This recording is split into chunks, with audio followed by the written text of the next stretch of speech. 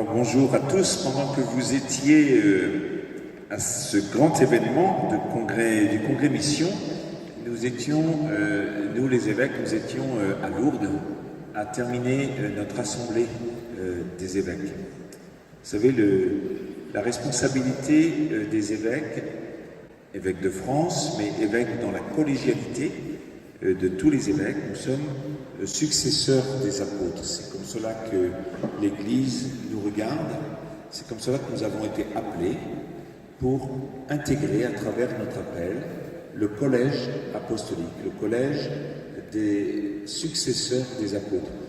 Il y avait, au moment de Jésus, quand Jésus a annoncé l'Évangile et a posé les actes du royaume de Dieu, la proclamation du royaume de Dieu, il était seul. Quand il a inauguré son ministère, il était seul, et dans les évangiles synoptiques, eh bien, on venait de partout à lui. Si vous regardez là, ce qui se passe à la journée à Capharnaüm, dans l'évangile selon saint Marc, qui a été abondamment cité au chapitre 1, au premier chapitre, eh bien, nous voyons que on vient de partout. On emploie plein de mots, marque plein les mots, toujours en disant tous les malades de la ville venaient à lui.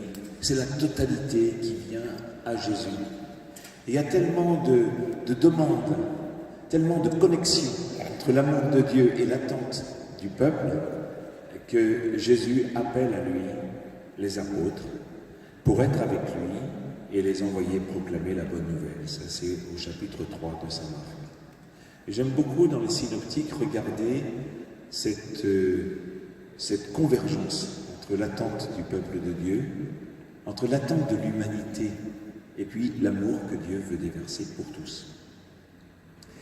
C'est là qu'il appelle.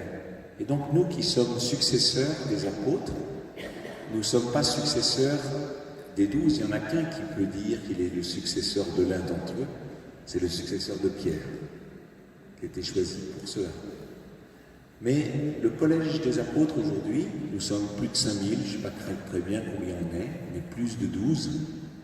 Et ensemble, collégialement, nous avons en charge la succession apostolique, la succession du collège des apôtres. Si je dis tout ça, c'est parce qu'en même temps qu'il y avait le congrès Mission, eh bien, il y avait à Lourdes un très bel événement qui nous mettait en lien avec les chrétiens de Terre Sainte, avec l'évêque auxiliaire du patriarcat latin de Jérusalem. Il y avait aussi celui qui va être ordonné évêque le 18 décembre, éparque de l'église ukrainienne catholique ici en France, qui nous a parlé de l'Ukraine. Il y avait ces questions du monde auxquelles nous devons tous nous intéresser. La France n'est pas une île, notre diocèse n'est pas une île, nos paroisses ne sont pas une île. C'est l'Église du Christ aujourd'hui pour le monde entier. Et dans notre ministère épiscopal, nous devons avoir cette sollicitude pour l'ensemble. C'est l'annonce de l'Évangile aujourd'hui sur la terre entière. Et donc en même temps qu'il y avait ce très beau moment de méditation, de communion, avec ce qui se passe en Terre Sainte, ce qui se passe en Ukraine, ce qui se passe dans d'autres pays du monde, eh bien ici en France, il y a ce feu qui a brûlé, de ce que j'entends et qui ne me surprend pas, à Bercy, avec le congrès Mission, et qui vous a mobilisé pour annoncer l'Évangile ici, tout près, chez vous, dans nos paroisses, dans nos communes. Et peut-être il est bon de se rappeler cette parole du Christ, du coup, dans un autre évangile, c'est l'évangile selon saint Luc, à la fin de l'évangile, au chapitre 24. C'est vraiment la fin. Jésus dit aux apôtres, à vous d'en être les témoins. La proclamation, la manifestation du ressuscité, on va dire la totalité de la bonne nouvelle, est annoncée, elle est livrée, elle est donnée. Les apôtres reçoivent et Jésus leur donne cette parole, à vous d'en être les témoins. C'est la parole qui a été donnée à Kérigma, qu'on a citée et que Cécile vient de citer à l'instant. À vous d'en être les témoins. Imaginez la puissance de cette parole de Jésus à quelques pauvres gars, si je peux me permettre, qui sont là et qui sont dépositaires d'une annonce qu'il faut porter pour toutes les générations, Peut-être n'ont-ils pas conscience de toutes les générations, parce qu'il y avait l'imminence du retour de Jésus qui était attendue dans les premières générations chrétiennes. Et pour chaque génération, nous devons nous rappeler que nous sommes dépositaires d'une bonne nouvelle qu'il nous faut transmettre et recevoir avec force, responsabilité, avec gravité, cette parole de Jésus, à vous d'en être les témoins. Ce sera le titre de la lettre pastorale que je vais adresser à tout le monde au début du mois de janvier, à la fin de notre année jubilaire. Cette lettre que j'ai annoncée dans l'homélie du 9 juin, et dans laquelle nous serons invités à être ensemble, à porter cette annonce, annoncer Jésus-Christ Sauveur et en vivre. On ne peut pas faire sans, je pense. On ne peut pas annoncer de l'extérieur. L'annonce de l'Évangile n'est pas quelque chose qu'on balade, c'est Madeleine Delbrel qui dit eh bien, la parole de Dieu, on ne l'emporte pas dans une mallette. On l'emporte en soi et elle doit nous rejoindre au plus profond de nous-mêmes. Et elle dit, cette belle parole que je cite souvent, quand nous avons entendu la parole de Dieu, nous devons la laisser s'incarner en nous. Et elle a toute une série, toute une succession pour dire, et lorsqu'elle s'est profondément incarnée à nous, alors nous devons aller vers ceux qui l'attendent, cette parole. Nous appartenons à ceux qui attendent cette parole. Donc si nous avons reçu cette invitation, ce commandement de Jésus, cette exhortation, c'est plus qu'un commandement, c'est un regard de Jésus, c'est une espérance de Jésus sur son Église. À vous d'en être les témoins.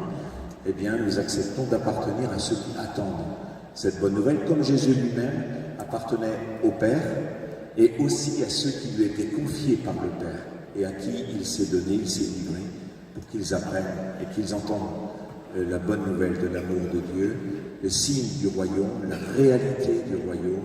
C'est pas du rêve, c'est une réalité, c'est concret. Et nous avons eu des témoignages de cette annonce vécue très concrètement, y compris dans les corps. Tout à l'heure, vous nous l'avez partagé. Ça, c'est dans Luc 24, 48. Et quand Jésus dit « à vous d'en être les témoins », il dit juste après « vous allez recevoir une force, celle du Saint-Esprit.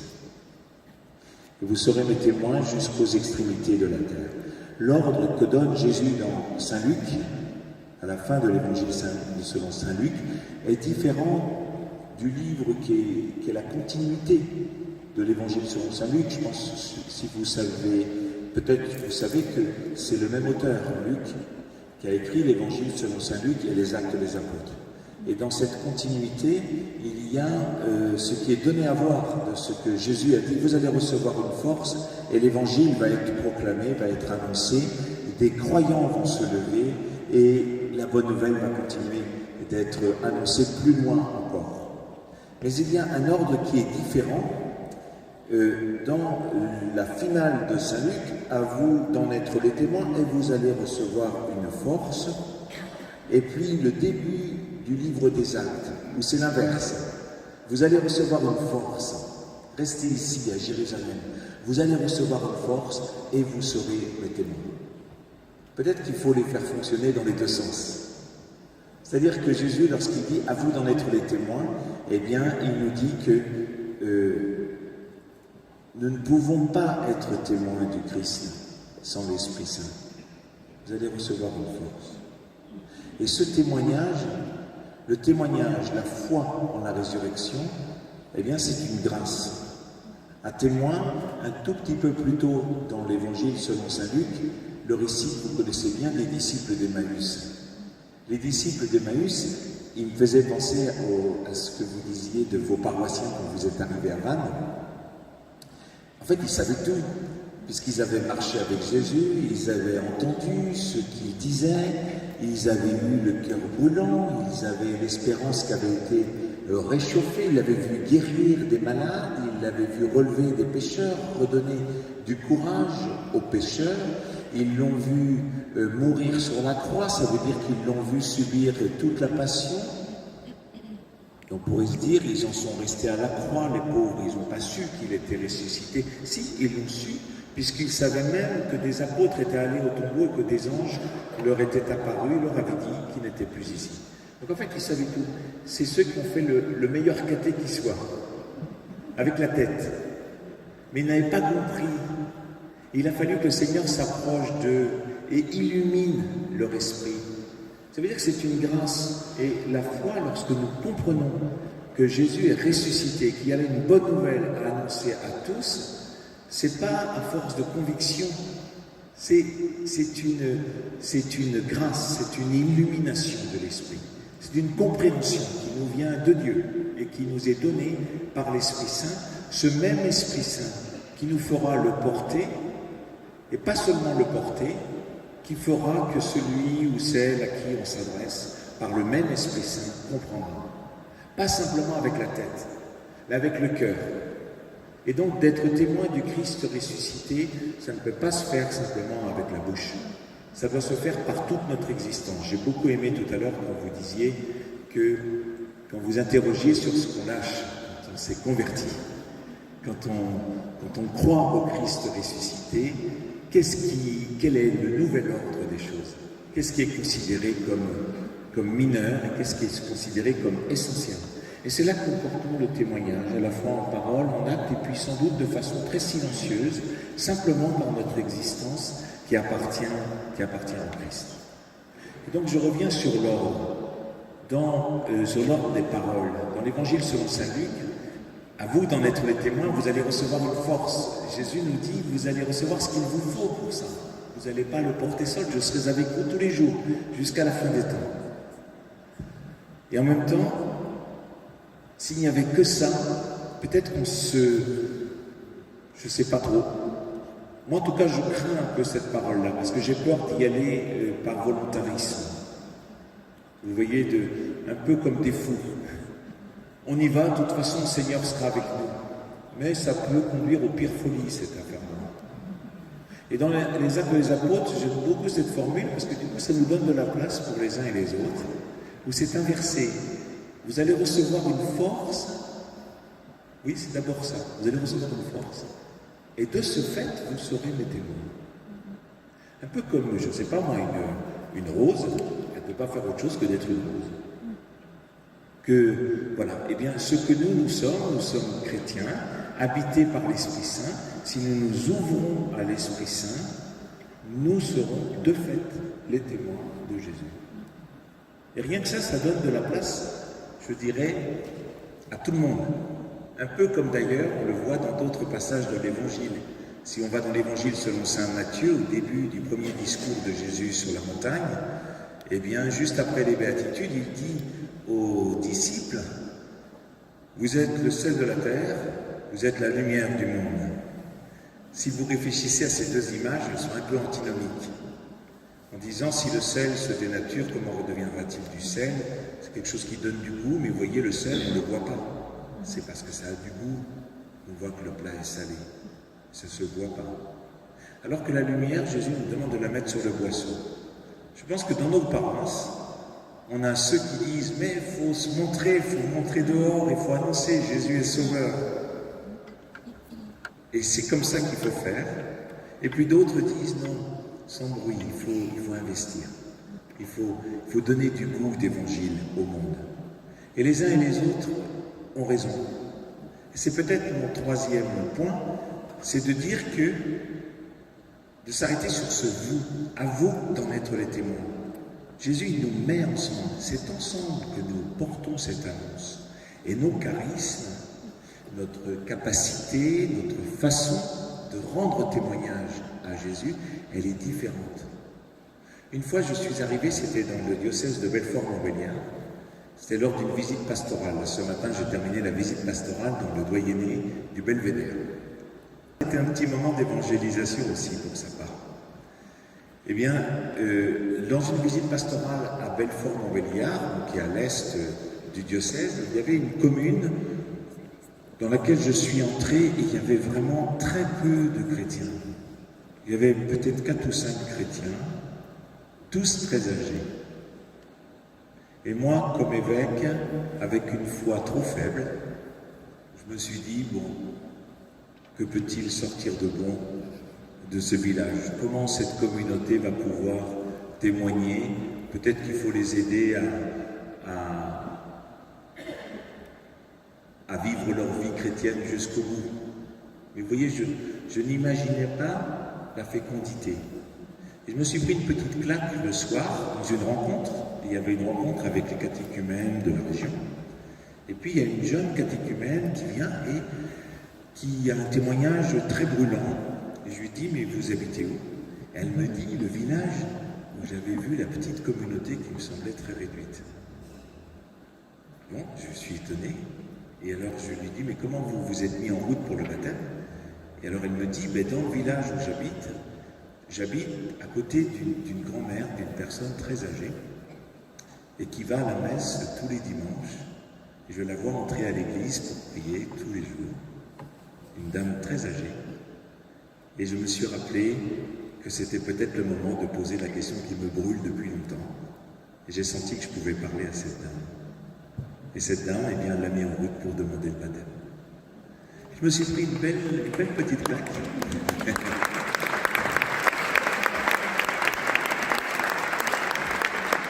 Et vous voyez, pour annoncer l'évangile, vous avez vu à Bercy quelque chose de chaud, de brûlant, avec des moyens exceptionnels. Eh bien, il en faut. C'est la lumière du monde. Là, vous avez mis, la lumière a été mise sur le boisseau pour tout le monde. Mais il ne faut pas oublier ce petit sel qui donne du goût et dans lequel l'annonce de l'évangile se fait et qui peut correspondre au profil de chacun. Dans le « à vous » d'en être les témoins aussi, quand Jésus dit « à vous », il voit l'Église. Et dans l'Église, enfin dans le petit collège d'apôtres, vous savez, c'est pas lisse. On a raconté la dernière parole de Pierre, qui n'est pas terrible quand même. On a raconté cette dernière parole, puis c'est dans les 4 évangiles. On ne peut pas annoncer l'évangile sans raconter ça. On ne peut pas du tout en faire l'impasse. Mais si on regarde Jacques et Jean qui demandent quel est le plus grand, comment être bien placé même, auprès de Dieu, eh bien Jacques et Jean posent leurs questions, je ne sais pas trop comment ils s'y sont pris, les 10 autres s'indignent, et si vous regardez ce passage aussi dans Saint Luc, vous allez voir que tout le monde en prend un peu pour son grade à la fin, avec une invitation à se faire tous serviteurs des uns et des autres, et que c'est celui-là qui est le plus grand, celui qui se fait serviteur des autres. Dans ce petit groupe d'apôtres, c'est pas lisse du tout. S'il y en a qui sont appelés fils du tonnerre, honnêtement, ils devaient avoir mauvais caractère. Pour avoir un surnom pareil, moi si on me surnommait fils du tonnerre, je crois que ça me rappellerait que j'ai trop d'énergie et que je suis vraiment pas bon caractère. Mais il faut regarder cette humanité. Paul et Barnabé, ils sont partis pour annoncer l'évangile, comme vous voyez dans les actes des apôtres. Il y a un moment, ils se sont fâchés, ils n'étaient pas d'accord, ils sont partis chacun de leur côté. Paul, il avait du tempérament. Quand Paul a été saisi par le Christ, et que le Christ lui dit « Tu iras à Damas et quelqu'un du nom d'Ananie viendra vers toi et t'imposera les mains. » Eh bien, Paul est obligé de parler à Ananie aussi. Parce que sinon, Ananie ne l'aurait jamais accueilli. Ananie, il dit « Non, erreur de casting. C'est pas le bon, c'est pas celui-là qu'il fallait appeler. » Vous voyez, la communauté chrétienne, elle n'est pas une communauté d'anges. Je suis désolé de dire ça. Nous sommes pas lisses. Nous sommes simplement chrétiens et appelés à nous aimer et à nous convertir pour nous aimer et pour avancer. Et donc, dans le « à vous » d'en être les témoins, Jésus, il sait ça. Et il sait que c'est là, justement, qu'il y aura son témoignage qui sera porté. Comment est-il plus déterminant que le reste? Comment est-il plus déterminant que l'ego de chacun, que la place à prendre par chacun? Comment est-il plus déterminant que de tenir absolument au petit service que je crois plus essentiel que les autres? C'est là qu'il y a un témoignage qui est porté dans nos communautés. Et Balthazar, qui est un théologien du XXe siècle, il parlait du carré apostolique. C'est-à-dire qu'il disait que la première Église, eh bien, elle tient parce qu'il y a ces tensions, justement. Et il parle du carré parce qu'il parle de Pierre, de Jacques, de Jean, de Paul. En disant que Pierre, lui, son souci, ce qui lui est demandé, il est le premier des apôtres, il doit tenir l'unité, et c'est sa préoccupation. En même temps qu'il annonce l'évangile, l'unité du corps, dont on a parlé aussi, cette unité. Et puis Paul, lui, il dit, il faut annoncer l'évangile aux païens. C'est comme ça qu'il a été saisi, Paul, et c'est pour ça qu'il a été choisi. Il est l'instrument choisi par Dieu pour annoncer l'Évangile aux nations. Il tient sa place. Et il ne laisse pas tranquille Pierre, parce qu'il va falloir se poser la question, est-ce qu'on peut baptiser ceux qui n'ont pas été circoncis, ceux qui ne sont pas rentrés dans la loi juive? Il va falloir sortir un peu des bandes, parce que l'Esprit Saint nous fait signe là.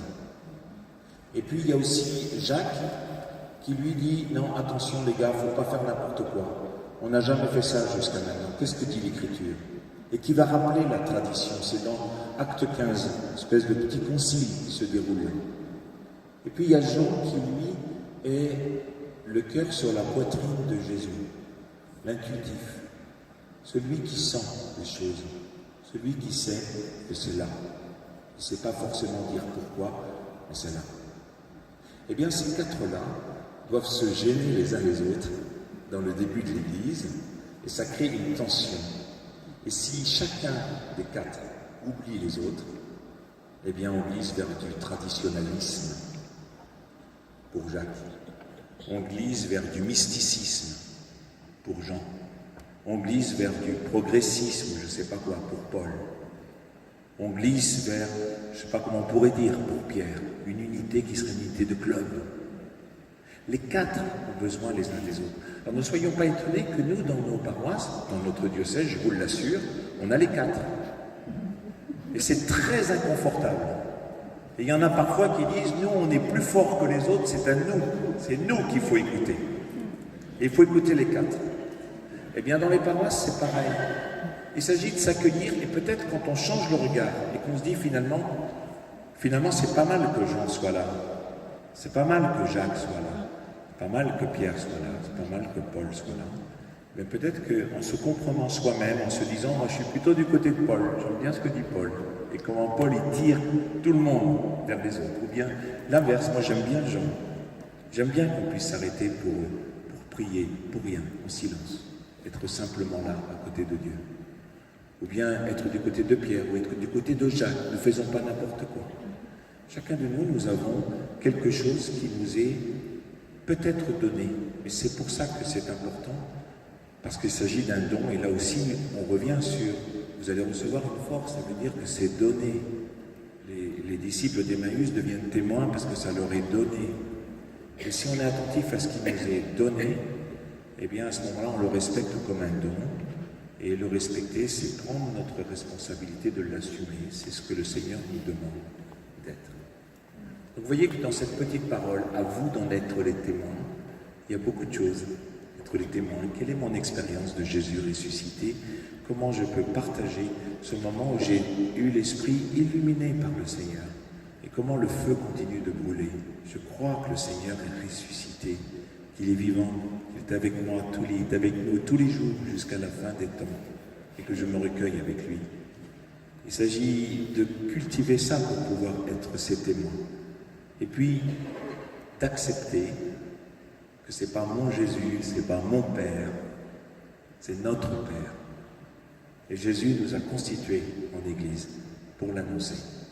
Et c'est cela qu'il nous faut rêver, je crois, pour notre diocèse, que nous puissions avoir des communautés qui soient brûlantes, puis qui puissent étonner de pouvoir vivre avec autant de diversité.